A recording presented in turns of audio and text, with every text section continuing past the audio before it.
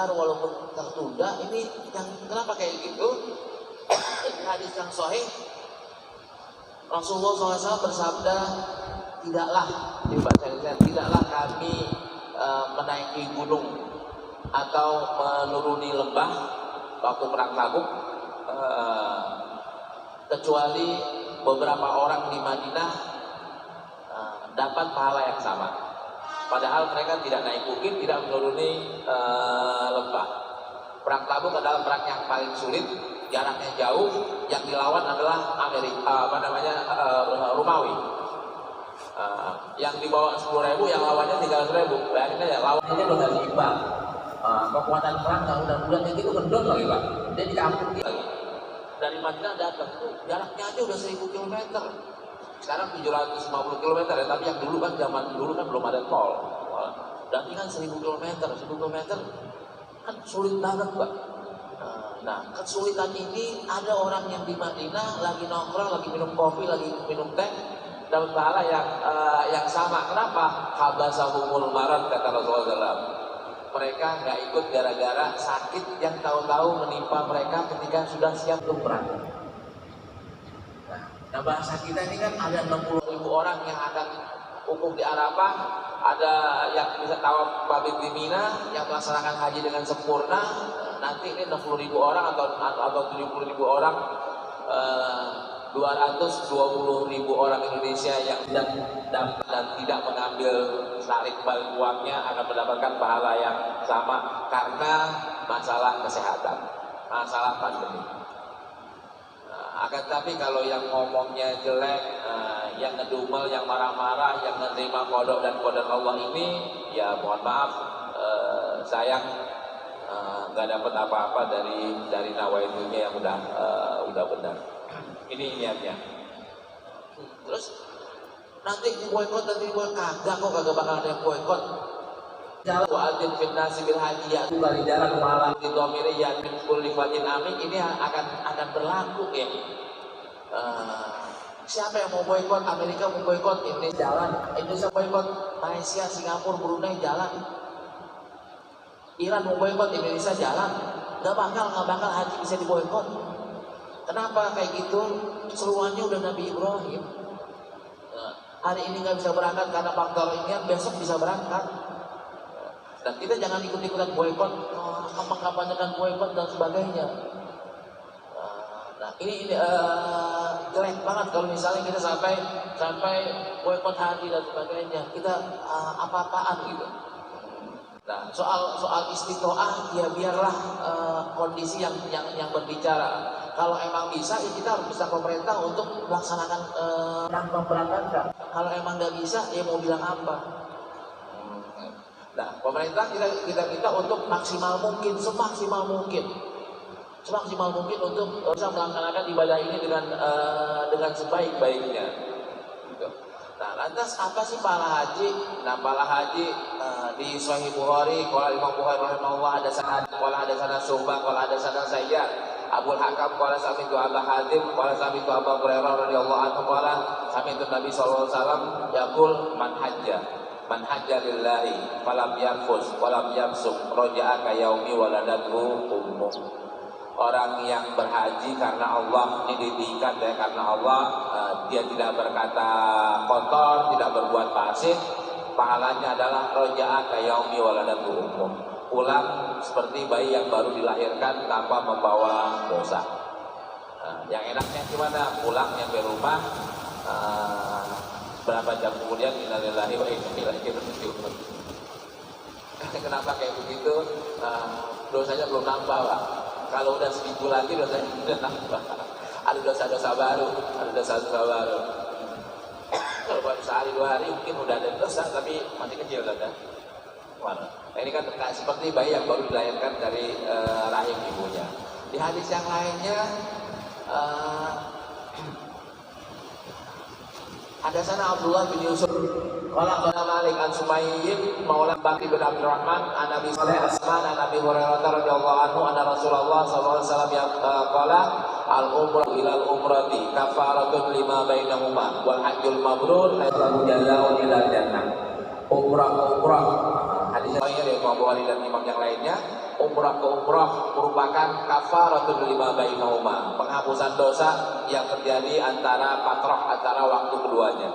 Terus hajjul mabrur, haji yang mabrur, laisa lahu jaza, tidak ada pahala yang layak illa jannah, kecuali surga.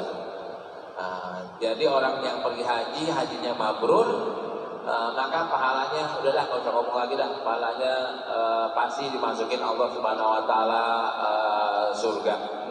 Nah, gedenya pahala kayak begini, dan bahkan Rasulullah bilang, Rasul ditanya, su'ilan Nabi SAW, ayyul amali afdal? Qala imanun billahi wa rasulih, qila summa madza? Qala jihadun fisabilillah, qila summa madza? Qala hajjun mabrur. Ketika Rasulullah ditanya amalan apa sih yang paling afdal, iman kepada Allah dan Rasulnya. Ini kita udah nih, iman kepada Allah dan Rasulnya. Kedua, jihad fisabilillah. Mungkin kita bermacam-macam, kalau secara fisik nggak bisa, secara non fisik bisa, non fisik bisa. Nah, yang ketiga ini haji mabrur. Haji mabrur ada yang mudah, ada yang belum. Nah, kalau yang belum kayak gimana? Ntar kita akan ngomongin di ujung. Dan buat yang perempuan, bahkan jihad itu adalah, Aisyah nanya nih, an Aisyah Ummul Mukminin radhiyallahu anha qalat, ya Rasulullah, nara jihad afdhalul amal, afala nujahid? Ya Rasulullah, kita melihat nih, kita kaji, kita teliti bahwa amalan yang paling afdal adalah jihad. Kalau gitu kami-kami yang perempuannya berjihad ya. Kata Rasulullah, apa? Lakinna afdhalul jihadi hajjun mabrur. Enggak, jangan. Kalian untuk jihad ke medan perang ini tanggung jawab laki-laki, perempuan boleh.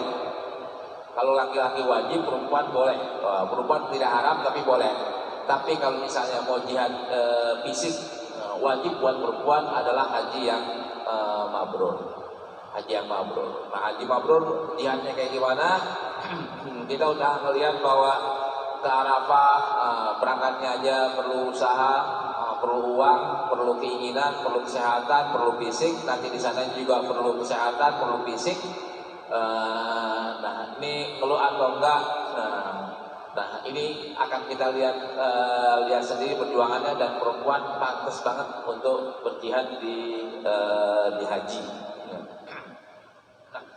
Nah, ketika pahalanya gede, pengen dong kita dapat. Jadi pahalanya apaan? Pahalanya 3 ya. Diampuni dosanya, seperti bayi yang baru dilahirkan, surga. Nah, 3 bahasa ini kalau diterjemahkan sama kan? Orang yang masuk surga pasti sudah diampuni dosanya. Orang yang diampuni dosanya seperti bayi yang baru dilahirkan. Orang yang bayi yang baru dilahirkan pasti masuk surga. Surga pasti diampuni dosanya. Cuman bahasanya doang yang berbeda, tapi isinya sama. Isinya sama, yaitu akan masuk surga, dosanya diampuni. Nah, ini nah, kalau yang kayak begini, pahalanya apa yang bisa amalan yang bisa yang pahala kayak begini? Nah, jawabannya ada di Sunan Tirmidzi. Qala hadatsana Abdullah ibn Muawiyah Al-Jumahi Al-Basri, qala hadatsana Abdul Aziz ibn Muslim, qala hadatsana Abu Dilal an Anas bin Malik, qala Rasulullah sallallahu alaihi wasallam, man shallal ghadata fi jama'atin thumma qa'ada yazkurullah hatta tatlu asy-syamsu thumma shalla rak'ataini kanat lahu ka'ajri hajjatin wa umratin. Qala Rasulullah sallallahu alaihi wasallam, tambah. Ini di Sunan Tirmidzi, hadisnya hadis hasan. Nah, beliau meriwayatkan dengan sanadnya sampai ke Anas bin Malik. Beliau berkata bahwa Rasulullah SAW bersabda, man sholal ghadata fi jama'atin, barang siapa yang sholat subuh secara berjamaah. Nah, sholatnya nggak bisa maghrib, nggak bisa isya, nggak bisa zuhur, nggak bisa asar. Sholatnya adalah sholat subuh. Barang siapa sholat subuh di fi jama'atin, secara berjamaah, di masjid atau tidak masjid, secara konten ini adalah di masjid, bukan di rumah. Secara konten adalah di masjid. Barang siapa yang sholat subuh di masjid dengan berjamaah, summa qa'ada, habis itu dia duduk, yazkurullah, duduk zikrullah, sampai kapan? Hatta tatlu asyamsu, sampai matahari terbit. Summa shalla rak'ataini, kemudian dia sholat 2 rakaat. Sholat apaan? Sholat duha. Kana lahu ka'ajri hajjatin wa umratin, maka pahalanya sama dengan pahala haji dan umroh. Ini pahala separuh haji atau pahala seperempat haji, Ustaz? Enggak, kata Rasulullah, tambah, tambah, tambah, sempurna, sempurna, sempurna. 3 kali ulang, sempurna, sempurna, sempurna. Nah, saya ambil dari kitab Al-Madjarur Rabi, ada 8 ya, dan kitab lainnya saya ambil ada 8 riwayat tentang sholat, tentang ini, tentang amalan ini. Tentang amalan ini dari 8 riwayat ini ada yang dhaif, ada yang hasan li ghairi, ada yang hasan. Digabung-gabung bisa menjadi sahih li ghairi, menjadi minimal adalah hasan. Boleh dijadikan dalil. Nah, prakteknya juga saya ketatin ya. Saya secara tekstual, saya terjemahkan secara kontekstual, saya terjemahkan secara tekstual. Secara tekstualnya adalah kalau mau dapat pahala haji dan umroh dengan amalan ini, apaan? Besok subuh pergi ke Masjid Istiqlal. Istiqlal jauh Ustaz, saya rumahnya di Bojong, pergi ke Masjid Bojong. Rumah saya sampingnya Darul Rahman, silakan Masjid Darul Rahman. Yang penting ke masjid, sholat subuh. Nah, ketika sholat subuh, jangan sampai ketinggalan. Jangan udah rakaat kedua kita baru gabung, enggak. Begitu imam Allahu Akbar, kita berapa detik kemudian kita juga Allahu Akbar. Allahu Akbar, berarti ikut imam sejak rakaat pertama. Habis assalamualaikum, kita duduk di tempat, kita duduk di mana? Antum dudukin situ saja, jangan pindah ke pojokan. Nah, antum duduk di pojokan, udah nggak apa-apa di pojokan, nyender nggak apa-apa. Tapi kalau antum nggak bisa pindah ke pojokan, karena sholatnya kan di situ kan ya, ibaratnya. Ya udah di situ, antum di situ ya udah di situ. Jangan pakai pindah, duduk di situ. Sampai kapan? Matahari terbit. Matahari terbit sekarang ini jam berapa? Jam 6 ya. Jam 6 matahari terbit. Nah, habis jam 6 tunggulah waktu boleh sholat. Waktu boleh sholat berapa? Tambah 10 menit kemudian. 10 menit yang aman 15 menit. 15 menit jadi 6 lewat 15. Tetap kita zikrullah. Habis itu sholat 2 rakaat. Ada riwayat 4 rakaat. Sholat duha bukan sholat syuruk. Sholat duha 2 rakaat. Assalamualaikum. Antum pulang udah dapat pahala haji. Ngapain zikirnya? Mau subhanallah, mau baca Quran, mau dengerin ceramah subuh, silakan. Yang nggak boleh apa? Tangannya apaan? Jawab pertanyaan orang. Atau buka HP, balas WA. Nah, itu batal pahalanya. Saya sampai Pak Abu bilang begini, Set, mau makan nasi uduk atau ketupat sayur? Ini nasi uduk aja dah. Jawab, ini batal nggak pahalanya? Batal. Nah, ada masalah kita ngomong soal duniawi, kan nasi uduk duniawi, Ustaz. Nah, berarti kalau Pak Abu aja ngomong, saya diem aja. Moga aku aja nggak mau ngomong ya. Nah, kalau udah salah break udah selesai baru kita akan jawab. Nah, duduk kita di sini nggak boleh melakukan kecuali zikrullah. Zikrullah maunya apa siap terserah. Baca Quran juga zikrullah, baca kitab juga zikrullah. Tapi baca WA enggak. Kalau Abdul Istiqlal enggak juga, karena di situ juga ada hal-hal yang bukan sifatnya zikrullah. Nah, maka udah kita duduk aja. Kalau buka HP-nya langsung Quran boleh nggak? Boleh.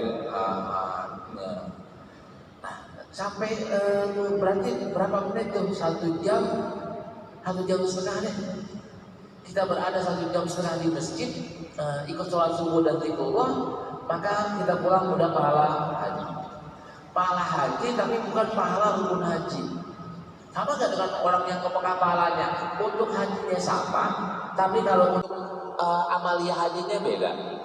Karena kan kita haji ngelihat Arafah, mabit di Arafah, mabit di Mina, ngelontar jumrah, dapat nggak pahalanya? Dapat. Kalau yang di sini nggak dapat. Pahala paket dapat, tapi pahala rincian enggak. Pahala tawaf enggak. Tapi pahala haji yang tadi nunggu Lahu yang diampuni itu dapat. Kalau begitu belum sempurna dong Ustaz. Ya belum sempurna karena kalau mau sempurna benar ya insyaallah. Kalau pulang amalan ini boleh nggak dipanggil haji? Nah, haji masjid kan. Belum bisa dibilang haji, belum melaksanakan rukun Islam. Nah, Ustaz kalau kita ngamalin kayak gini, bisa nggak kita pergi haji? Bisa. Jalannya kayak gimana? Habis ngamalin 5-10 kali Pak, bahkan mungkin 40 kali. Kalau 40 kan angka-angka yang sakral di kita nih. 40 kali melaksanakan ibadah ini, amalia ini, terus habis itu kita bilang, ya Allah, lapor ya Allah, dan Kau Maha mengetahui karena Kau Antal Alimul Khabir. Saya udah amalin yang ini, yang pahalanya haji 40 kali ya Allah. Pengen banget pergi haji beneran. Ya Allah, panggil ya. Panggil tahun ini ya Allah. Maka mujizat Allah akan muncul ke kita, akan jatuh ke kita. Maunah Allah akan jatuh ke kita. Kita mungkin akan berangkat minimal umroh. Umrohnya lewat mana itu urusan Allah, akan dipanggil umroh.